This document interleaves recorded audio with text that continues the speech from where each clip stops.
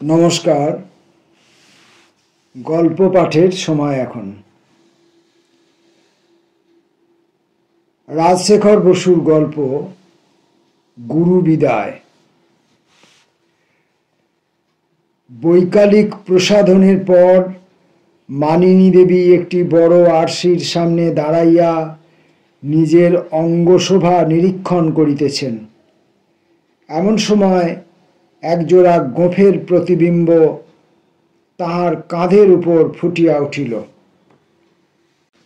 উক্ত গোঁফের মালিক তাহার স্বামী রায় বংশলোচন ব্যানার্জি বাহাদুর, জমিদার অ্যান্ড অনারেরি ম্যাজিস্ট্রেট, বেলিয়াঘাটা।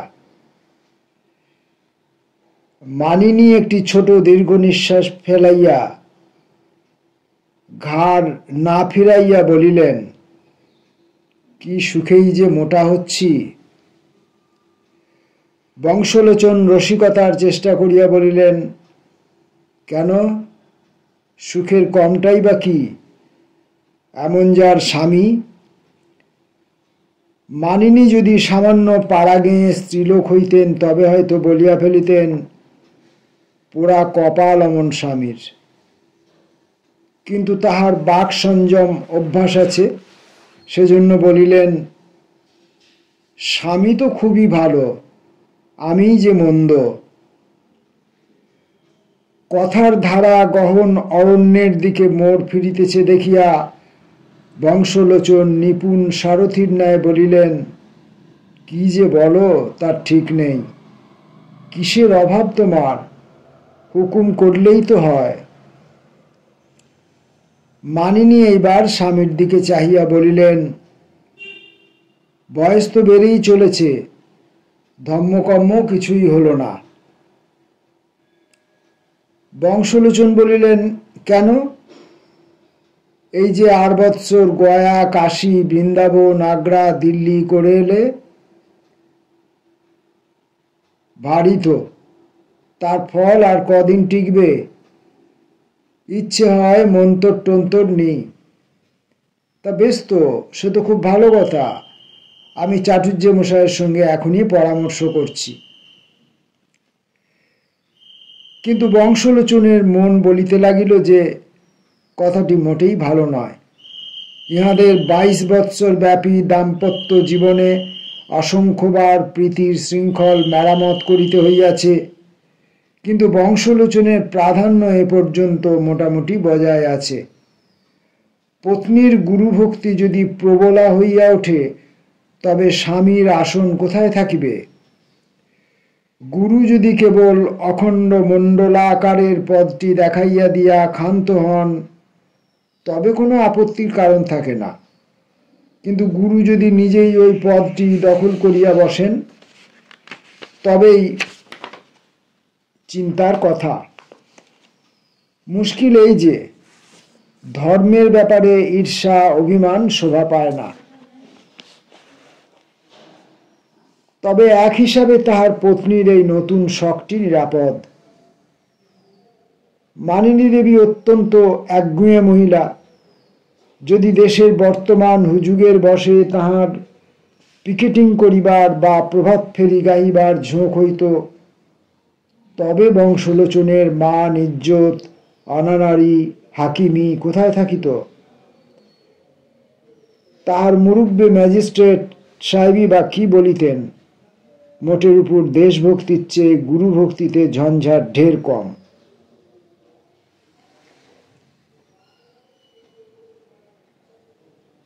বংশলোচন বৈঠকখানায় আসিয়া তাহার অন্তরঙ্গদের নিকট পত্নীর অভিলাষ ব্যক্ত করিলেন।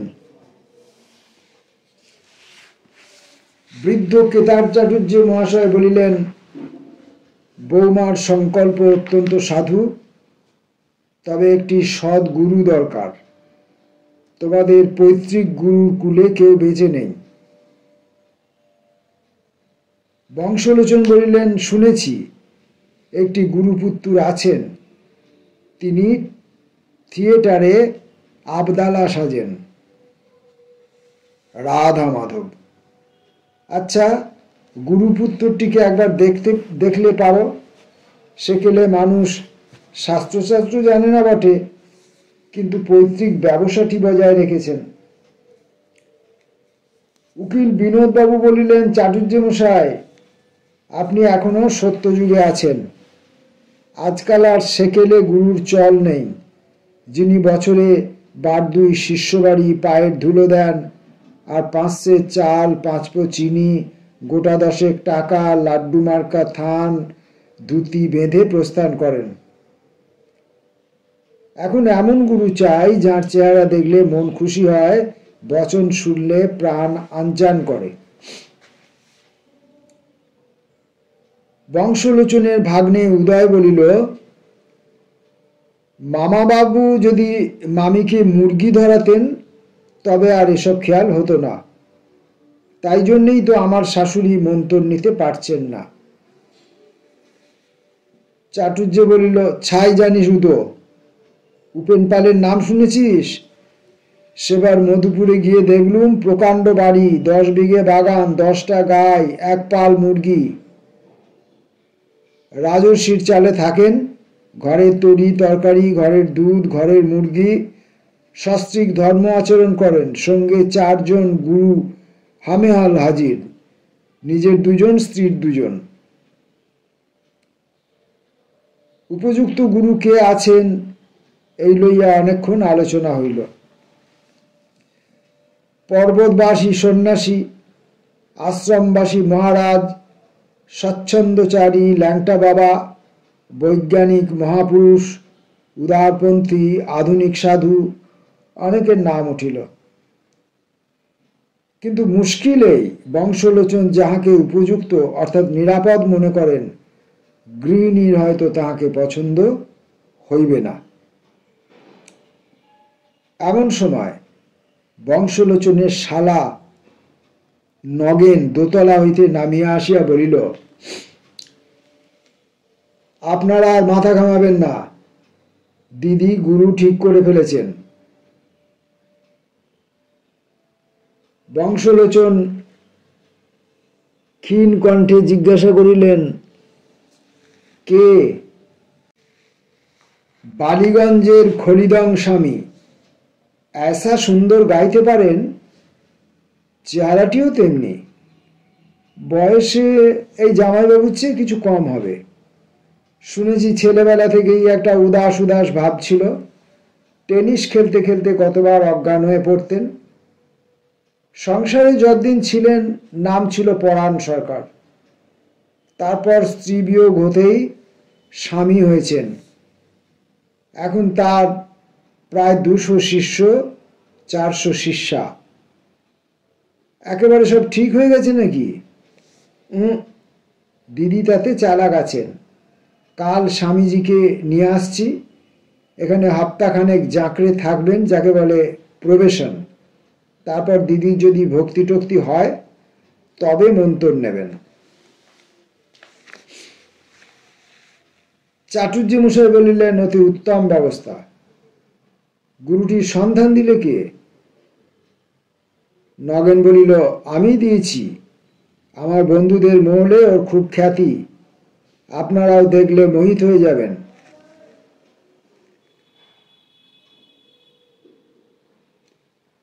পরদিন খলিদং স্বামীর শুভাগমন হইল। সঙ্গে কেবল একটি কমণ্ডলু আর একটি বড় সুটকেস। নগেন মিথ্যা বলে নাই। টকটকে গৌরবর্ণ, চাঁচর ঝাঁকড়া চুল, মধুর কণ্ঠস্বর, চোখে একটি অপূর্ব প্রতিভান্বিত ঢুলু ঢুলু ভাব। 600 শিষ্য হওয়া কিছুই বিচিত্র নয়। মানিনী দেবী প্রত্যহ শুদ্ধাচারে ভাবী গুরুদেবের সেবার আয়োজন করিতে লাগিলেন। স্বামীজির নিত্যকর্ম পদ্ধতি একেবারে ধরাবাঁধা।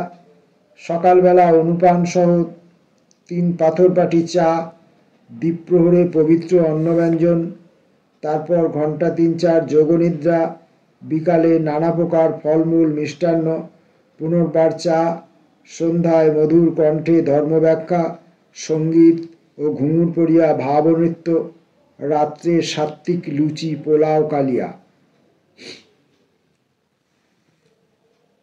মানিনীর অন্তরে একটা সাড়া পড়িয়াছে। নভেল পড়া, লেশ বোনা, ছাঁটা পশমের আসন তৈয়ারি প্রভৃতি সাংসারিক কার্যে আর তাহার মন নাই। প্রথম দিনেই তিনি নিজের হাতে স্বামীজির উচ্ছিষ্ট পরিষ্কার করিলেন। দ্বিতীয় দিনে পাতে প্রসাদ পাইলেন। তৃতীয় দিনে বংশলোচন রোমাঞ্চিত হইয়া দেখিলেন খলিদঙের চর্বিত আখের ছিবড়া মানিনী পরম ভক্তি সহকারে চুষিতেছেন। বংশলোচন বারবার স্বামীজির বাণী স্মরণ করিতে লাগিলেন, সর্বং খলিদং ব্রহ্ম, এ সমস্তই ব্রহ্ম। কিন্তু মন প্রবোধ মানিল না। ব্রহ্ম নিখিল চরাচরে থাকিতে পারেন, কিন্তু আখের ছিবড়ায় থাকিবেন কোন দুঃখে? একথা মনে করিতেই চিত্ত বিদ্রোহী হয়, পিত্ত চটিয়া ওঠে। ছি ছি বলিলে যথেষ্ট বলা হয় না, তোবা তোবা বলিতে ইচ্ছা করে। চাটুর্য মহাশয় শুনিয়া বলিলেন, তাই তো, বেশি বাড়াবাড়ি হচ্ছে। এই নগেনটাই যত নষ্টের গোড়া। দেশি ঠাকুর মশাই তোর দিদির মনে ধরে তো একটা জটাধারী গাঁজাখোর আনলেই তো পারতিস। নগেন বলিল, বারে, আমি কেমন করে জানবো যে দিদির অত ভক্তি হবে? বংশলোচন কাতর কণ্ঠে জিজ্ঞাসা করিলেন, এখন কি করা যায়? বিনোদ বলিলেন, একটা ভৈরবী টৈরবী ধরে এনে তুমিও সাধনা শুরু করো, বিষে বিষে বিষক্ষয় হয়ে যাক। আর যদি সাহস থাকে তবে গিন্নিকে মনের কথা খুলে বলো, খলিদমকে অর্ধচন্দ্র দাও। নগেন বলিল, তাহলে দিদি ভয়ঙ্কর চড়বে। কথাটা ভয়ঙ্কর সত্য। পত্নীর ধর্মাচরণে বাধা দেয়া সহজ কাজ নয়। বংশলোচন আকুল চিন্তাসাগরে হাবুডুবু খাইতে লাগিলেন। এমন যে বিচক্ষণ চাটুর্য মহাশয় আর তীক্ষ্ণ বুদ্ধি বিনোদ উকিল, ইহারাও প্রতিকারের কোনো সুসাধ্য উপায় খুঁজিয়া পাইতেছেন না। হায় হায়, কে তাহাকে রক্ষা করিবে? ভগবানের উপর নির্ভর করিয়া হাল ছাড়িয়া বসিয়া থাকা ভিন্ন গত্যন্তর নাই। মানিনী মনস্থির করিয়া ফেলিলেন, খলিদমকেই গুরুত্বে বরণ করিবেন। কাল সকালে দীক্ষা। বাড়ির পূর্ব দিক সংলগ্ন যে মাঠটি আছে তাহাতে একটি বেদি রচনা করিয়া চারিদিকে ফুলের টব দিয়া সাজানো হইয়াছে। আজ বৈকালে খলিদং নিজে ঘুরিয়া ফিরিয়া সমস্ত আয়োজন তদারক করিতেছেন। বংশলোচন, চাটুর্যে, বিনোদ ইত্যাদি পিছনে পিছনে আছেন। মানিনীও একটু তফাতে থাকিয়া সমস্ত দেখিতেছেন। খলিদং গুনগুন করিয়া গান করিতে করিতে পায়চারি করিতেছেন। এমন সময় তাহার নজরে পড়িল মাঠের শেষ দিকে একটি বৃহদাকার ছাগল তাহাকে সতৃষ্ণ নয়নে নিরীক্ষণ করিতেছে। এই ছাগলটি লম্বকর্ণ নামে খ্যাত। সে যখন ছোট ছিল তখন বংশলোচন তাহাকে বেওয়ারিশ অবস্থায় কুড়াইয়া পাইয়া বাড়িতে আনেন। সেই অবধি সে পরিবারভুক্ত হইয়া গিয়াছে এবং মানিনীর অত্যধিক আদর পাইয়া ফুলিয়া উঠিয়াছে। এখন তাহার নবীন যৌবন। লম্বকর্ণ যদি মনুষ্য হইত তবে এ বয়সে তাহাকে তরুণ বলা চলিত। কিন্তু সে অযত্বের অভিশাপ লইয়া জন্মিয়াছে, তাই লোকে তাকে বলে বোকা পাঁটা। খলিদং স্বামী লম্বকর্ণকে দেখিয়া প্রসন্ন বদনে বলিলেন, শ্রী ভগবানের কি অপূর্ব সৃষ্টি এই জীবটি। বেঁচে থাকার যে আনন্দ তা এতে পূর্ণ মাত্রায় বিদ্যমান। প্রাণ শক্তি যেন সর্বাঙ্গে উথলে উঠছে। স্বামীজি মাঠের নরম ঘাসের উপর বসিয়া পড়িলেন এবং মুঠা ঘাস ছিঁড়িয়া ডাকিলেন, আ তু তু তু। লম্বকর্ণ আসিল না। স্বামীজির দিকে চাহিয়া আস্তে আস্তে পিছু হটিতে লাগিল। স্বামীজি বলিলেন, আহা, অবোধ জীব কিঞ্চিত ভীত হইয়াছে, আমাকে এখনো চেনে নাকি না? তোমরা ওকে তাড়া দিও না। জীবকে আকর্ষণ করার উপায় হচ্ছে অসীম করুণা, অগাধ তিতিক্ষা। আ তু তু তু তু। লম্বকর্ণ ভীত হইবার ছেলে নয়। আসল কথা, প্রথম দর্শনেই খলিদঙের উপর তাহার একটি অহৈতুকী অভক্তি জন্মিয়াছে। আজ তাহার মুখের মধুর হাসিটুকু দেখিয়া সে অহৈতুকী অভক্তি অকস্মাৎ একটা বেয়াড়া বদখেয়ালে পরিণত হইল। লোকে যাহাই বলুক, লম্বকর্ণ মোটেই বোকা নয়। ছাগল হইলে কি হয়, তার একটা সহজাত বৈজ্ঞানিক প্রতিভা আছে। লম্বকর্ণ কলেজে পড়ে নাই, পাশ করে নাই, তথাপি জানা আছে যে বেগ আহরণ করিতে হইলে যথাসম্ভব দূর হইতে ধাবমান হওয়াই যুক্তিসঙ্গত।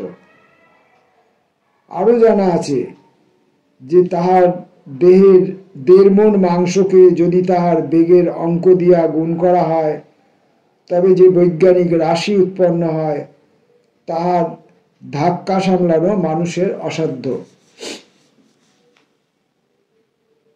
কিছু দূর পিছু হটিয়া লম্বকর্ণ এক মুহূর্ত স্থির হইয়া দাঁড়াইল। তারপর ঘাড় নিচু করিয়া শিং বাঁকাইয়া স্বামীজির নধর উদর নিশানা করিয়া নক্ষত্র বেগে সম্মুখে ছুটিল।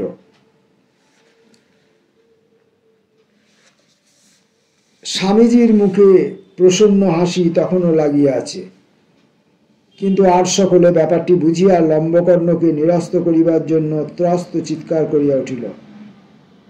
কিন্তু কার সাধ্য রোধে তার গতি?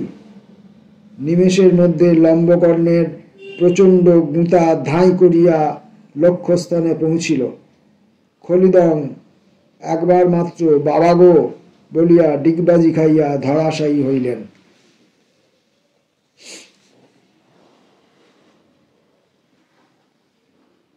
ডাক্তারবাবু বলিলেন, শুধু বোরিক কমপ্লেক্স, পেট ফুটো হয়নি, চোটও বেশি লাগেনি, তবে শকটা খুব খেয়েছেন।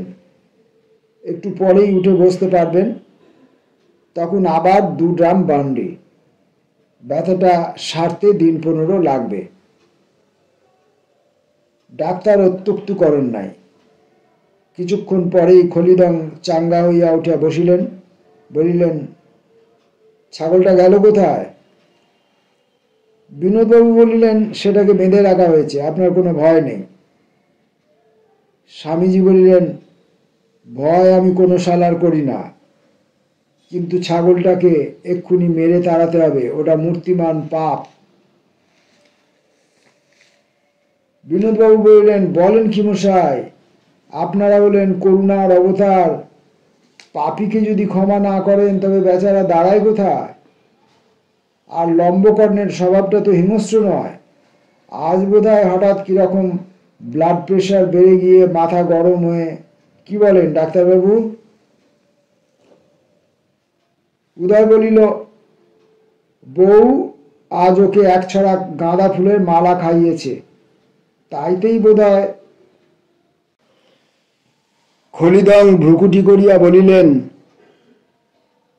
ওসব আমি শুনতে চাই না। এ বাড়িতে 2 জনের স্থান নেই, হয় আমি নয় ওই বেটা।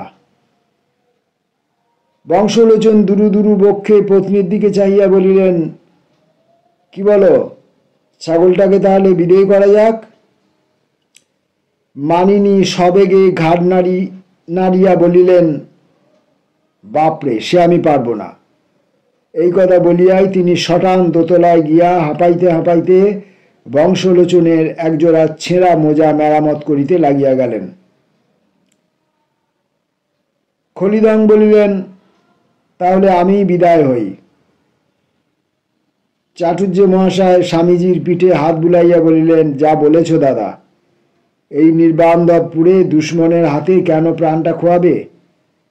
ঘরের ছেলে, ঘরে ফিরে যাও। বেঁচে থাকলে অনেক শিষ্য জুটবে। এসো, আমি একটা ট্যাক্সি ডেকে দিচ্ছি। বংশলোচন স্বস্তির নিঃশ্বাস ফেলিয়া ভাবিতে লাগিলেন, স্ত্রী চরিত্র কি অদ্ভুত জিনিস।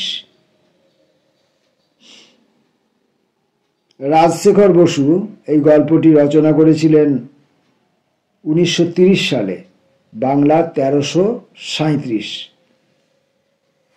নমস্কার।